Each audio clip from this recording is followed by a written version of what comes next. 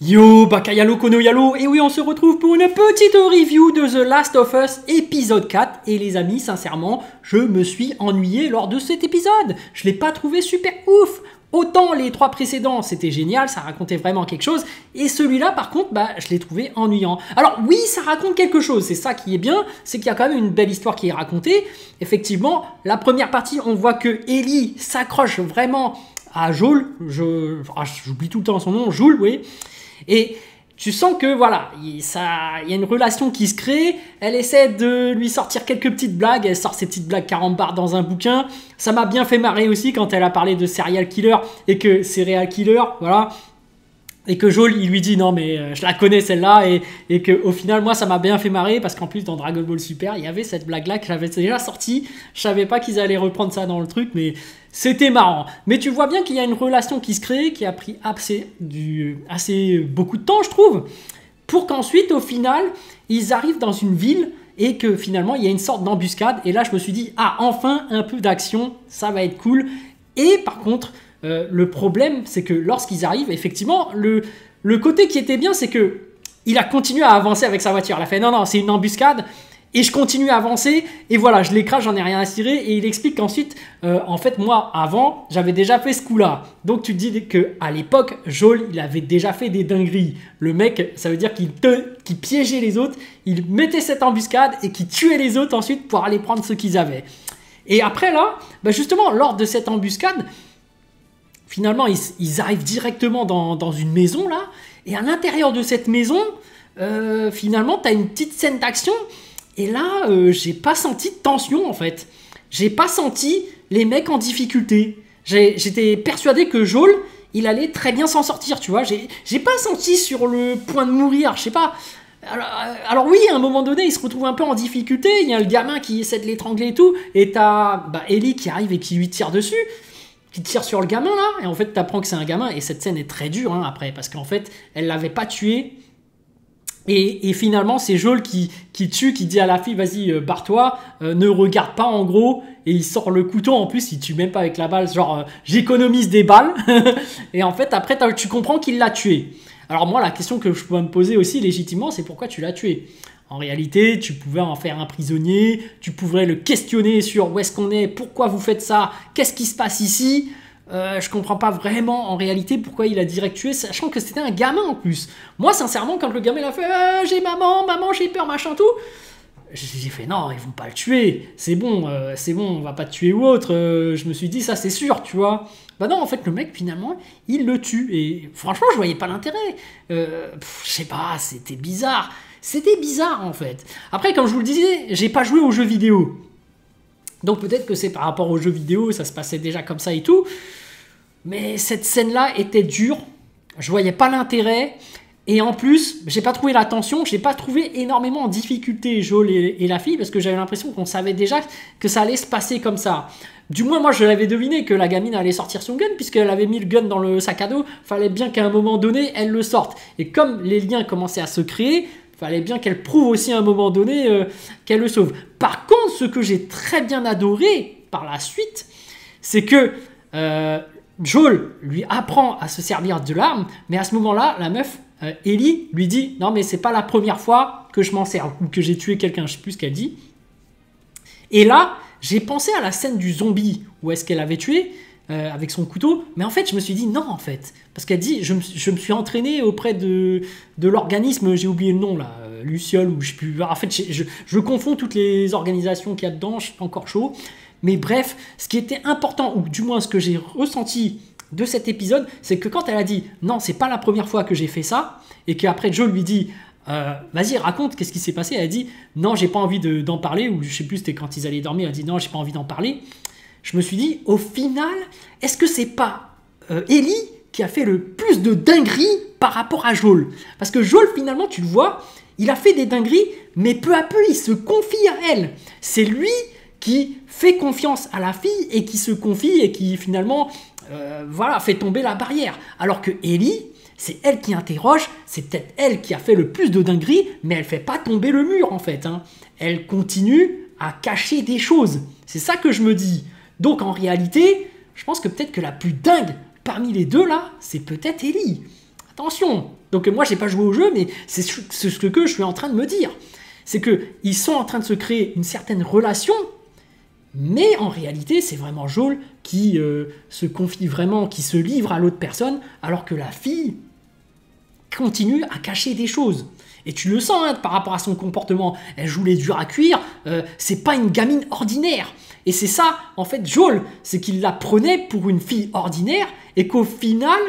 Là, vers la fin, il la considère plus comme une fille ordinaire, il la considère un peu, voilà, en brisant les chaînes, en la considérant un peu comme une copine ou une fille à protéger ou autre, je sais pas vraiment, une fille à protéger, mais d'un autre côté, il fait un peu confiance en lui disant, tiens, voilà un gun, t'es plus vraiment une fille, t'es capable de te défendre, donc vas-y, voilà de quoi te défendre, tout ça. Et elle, finalement, va pouvoir jouer son jeu, mais elle cache des choses. Une fille n'est pas capable de faire ça pour moi. Tu vois, une fille n'est pas capable de prendre son gun et de quand même tirer sur un mec. Tu vois, là, elle fait quand même des actions où tu sens qu'elle a été entraînée, et même plus qu'entraînée, elle est arrivée sur le terrain et a fait des dingueries pour moi. On arrive peut-être, après peut-être que je me trompe, hein, j'ai pas vu le truc, mais bon. Bref, par la suite, il y a la meuf, ils arrivent dans ce lieu, il y a une meuf qui commande un peu des soldats. Bon, je vais me faire critiquer évidemment, mais pourquoi ils ont pris une grosse quoi? Une grosse qui commande des militaires. Normalement, les chefs des militaires, tu peux prendre une femme, mais bon, j'ai rien contre les grosses, hein, contre les gros ou autres, mais normalement, t'es censé être quelqu'un de sportif. Je sais pas si tu vois ce que je veux dire. Parce que tu commandes les militaires, à un moment donné, elle braque le médecin, elle dit ouais, fais gaffe, je vais te tuer, tout ça. Pour moi, c'est une chef des militaires, tu vois. Et les chefs des militaires, normalement, c'est quelqu'un qui fait des pompes, qui court, qui rampe, qui est sportive. Je vois pas qu'est-ce que cette personne enrobée fait là. Enfin, c'est pas possible que ce soit la chef, tu vois. En plus, à un moment donné, elle s'embrouille avec le militaire qui est expérimenté, là. La personne, à un moment donné. Mais je me dis, tu sais, dans le milieu des militaires... t'obéis pas forcément à quelqu'un qui n'est pas du même milieu que toi, j'ai envie de dire. Je sais pas si tu vois ce que je veux dire. Je sais pas, je pense Target SG1 par exemple. Tu voyais bien que quand il y avait des militaires et le docteur Daniel Jackson, même si lui, tu vois, il était assez sportif, tu voyais que O'Neill, il est là, non, mais arrête, je t'écoute pas, tu vois. Bref, bon, il y a les grades et tout, effectivement, mais tu sentais que, tu vois, les militaires, c'est comme ça. T'obéis qu'à ton supérieur hiérarchique, mais il faut que ton supérieur hiérarchique, tu vois, il est le supérieur hiérarchique, il a fait l'armée. Il peut pas venir de nulle part et être un simple médecin, tu vois. Enfin bon, petite critique, voilà, ça dépend, voilà. Bon, je sais que bon, tu te lâcheras en commentaire. De toute façon, cette vidéo ne va pas faire beaucoup de vues, donc ce n'est pas grave. Donc ça se trouve, il n'y aura pas beaucoup de monde qui vont commenter, mais bref... le moment le plus intriguant, le plus passionnant pour moi, qui a le plus créé une petite tension, c'est quand ils sont arrivés justement dans ces lieux où tu as l'espèce de fissure au sol et qui commence à trembler. Là, j'ai eu un petit frissonnement. Je me suis dit, ah, là, on retrouve The Last of Us qui est censé être un film de zombies, hein, une série de zombies. Peut-être qu'il y aura un big boss qui va apparaître. Je me suis dit ça, je me dis enfin un petit truc là, parce qu'on s'ennuie un peu, il n'y a pas de tension, on dirait qu'il se passe rien, parce que finalement ils sont pas en difficulté hein, depuis le début, Joel et Ellie hein. Après bon voilà, on verra bien par la suite, mais moi je pense qu'il y a un boss qui va sortir du trou là, qu'il y aura un peu d'action. Après bon voilà, à la fin il y a les petits Renois là qui les ont piégés. En fait, je sais pas d'où ils sortent. Franchement, je me demande si c'est pas les mecs que recherche la grosse là.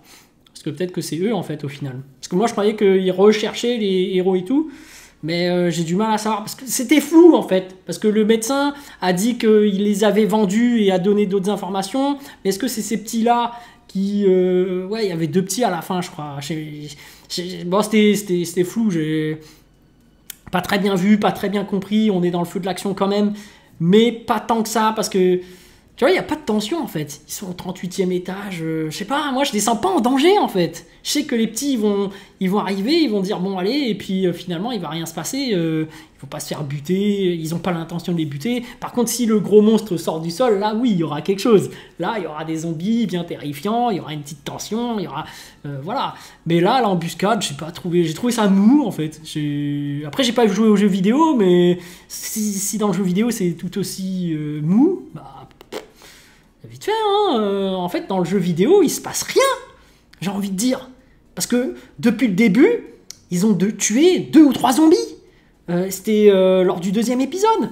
Donc tu joues à un jeu où il se passe rien en fait. Je sais pas pour moi vous, mais je sais pas, moi j'ai pas joué au jeu, mais tu vois bien qu'il se passe rien. En plus, ce que je trouve dommage, et je comprends pas en fait, l'épisode 3, ils sont allés exprès chercher une voiture, ils ont des armes et tout ça, ils percutent la maison et finalement ils perdent tout ce qu'ils ont pris, quoi. Quel était l'intérêt de mettre autant de temps sur l'histoire d'amour des 2 mecs là?